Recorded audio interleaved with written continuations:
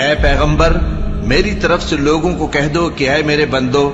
جنہوں نے اپنی جانوں پر زیادتی کی ہے اللہ کی رحمت سے نا امید نہ ہونا، اللہ تو سب گناہوں کو بخش دیتا ہے،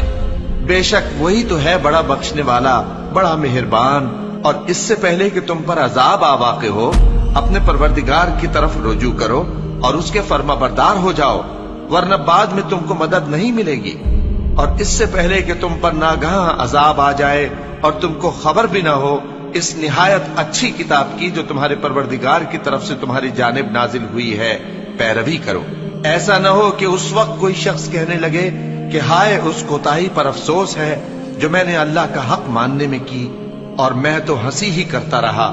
یا یہ کہنے لگے کہ اگر اللہ مجھ کو ہدایت دیتا تو میں بھی پرہیزگاروں میں ہوتا، یا جب عذاب دیکھ لے تو کہنے لگے کہ اگر مجھے پھر ایک دفعہ دنیا میں جانا ہو تو میں نیکوکاروں میں ہو جاؤں۔ ارشاد ہوگا کیوں نہیں، میری آیتیں تیرے پاس پہنچ گئی تھی مگر تو نے ان کو جھٹلایا اور شیخی میں آ گیا اور تو کافر بن گیا۔ اور اے مخاطب جن لوگوں نے اللہ پر جھوٹ بولا تم قیامت کے دن دیکھو گے کہ ان کے چہرے سیاہ ہو رہے ہوں گے، کیا تکبر کرنے والوں کا ٹھکانہ دوزخ میں نہیں ہے؟